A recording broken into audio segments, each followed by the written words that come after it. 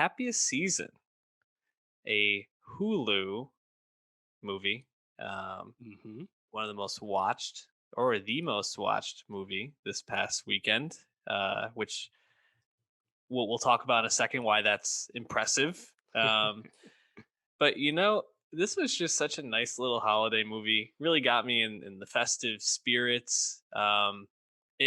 This really hit the lane of um, touching, emotional, uh, heaviness to like the perfect amount, while also just sprinkling in like that holiday goofiness, funniness, lightness that I like in my holiday movies. And um, surprisingly, or I guess unsurprisingly, if you've been following her career recently, Kristen Stewart really good in this. Really solid lead. I mean, playing a bit of a muted role still. I think that's just kind of Kristen Stewart's acting style. But her and Mackenzie Davis, love them as a couple. Just want to see them doing more couple stuff. Although I hated Mackenzie Davis for quite a bit of this film. Dave, I don't think you're a big holiday movie guy. Is that right? Yeah, I especially like new holiday movies. I You don't. you hate Christmas, I think, right? Yeah, I'm trying to cancel Christmas just like Thanksgiving. My normal commie ass. No, um, I like classic holiday films. I really don't seek out new ones though.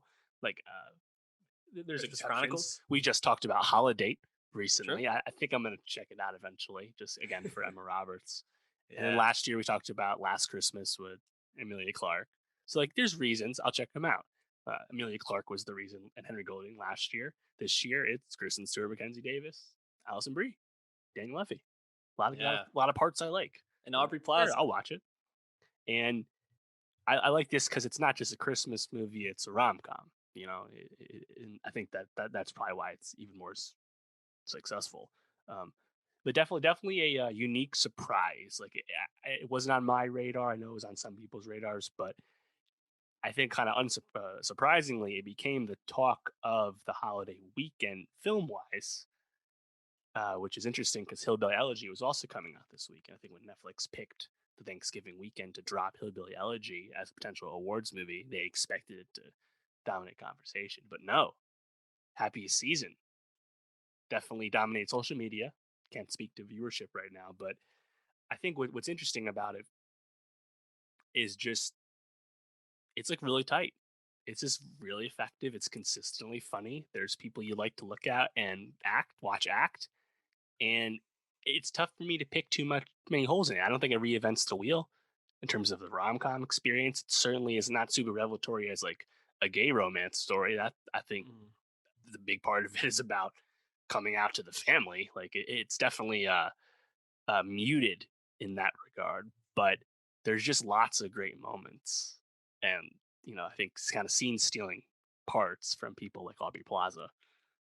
Yeah, Aubrey Plaza, who I think has been kind of typecast into this like weird girl role and just got to be very normal and enigmatic and charming and captivating. I mean, like there's just something about her face that I just like want to look at a lot. And she just seems to be doing so much without really doing a lot in this movie. Yeah, it was so funny too because you think about it, and like Mackenzie Davis is much taller than Kristen Stewart, and the Yeah. movie's trying their hardest to hide that.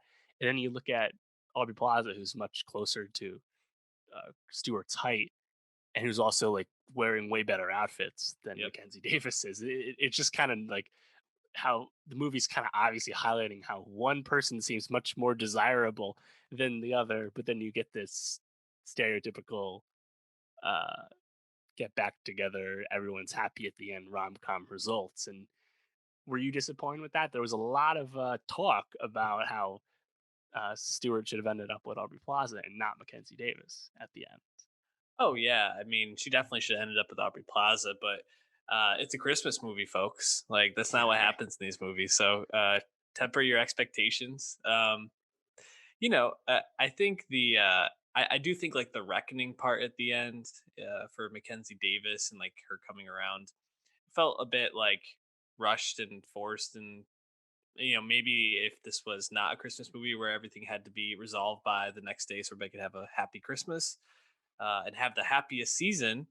Um, maybe they would have explored that more. You know, maybe like a traditional rom com that's not around Christmas could have explored Kristen Stewart, Aubrey Plaza dating, and then coming back to Mackenzie Davis, however that worked out.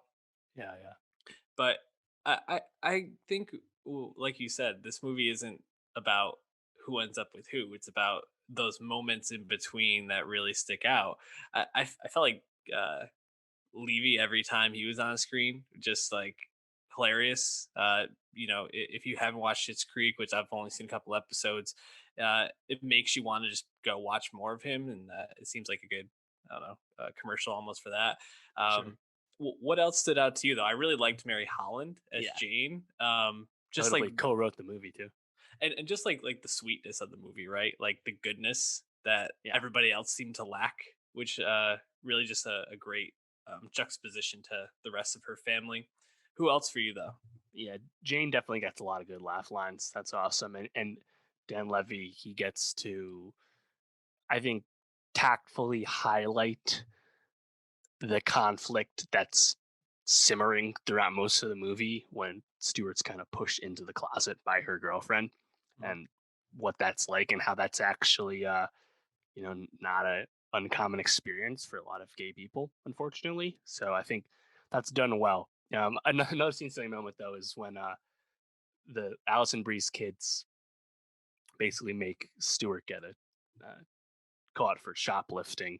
And then Tim Simon shows up out of nowhere as the mall cop and is going super hardo and interrogating. I thought that was fun. Again, it's just Simon's probably more or less ad libbing, but you can tell like that's just a great use of him and his comedic energy. Totally, totally. Yeah, I think there's a lot of really great moments in this, and a lot to like. And I get why people would pick this over the next movie we're about to talk about, Hillbilly Elegy, because on holiday weekends, I think this is much more my speed than that movie. So Definitely, definitely. I really liked Allison Brie as Sloane. I think really yeah, effective as that older sister, and all the baggage she's carrying into the family. Also, Mary Steenburgen as the mom is great. She gets a ton of great lines. And I've always liked Victor Garber. Really only came into him as he's older in his career, but I liked him as the dad as Legally well. Blonde. Yeah, That's how I I always know him remember from him. The Flash more than anything else, really. Um, yeah, I think again it doesn't reinvent the wheel, but Doesn't have to. it's good at that convention, and that's fine. That's good. Yep. Also, just quick shout out to Anna Gasteyer. Haven't I feel like I haven't seen her in a lot of stuff recently, but yeah, she was always funny at SNL, and just seeing her getting a shot is nice. So Yeah, yeah, shout out to her. yeah. Um, go ahead. Yeah, I would say after the box office malaise that Kristen Stewart's been in with movies like Underwater and Seaberg recently, I think this is great that she's in something a lot of people are watching and they're liking her role in it. So because she's a really good actor, she just kind of had a bad run of late.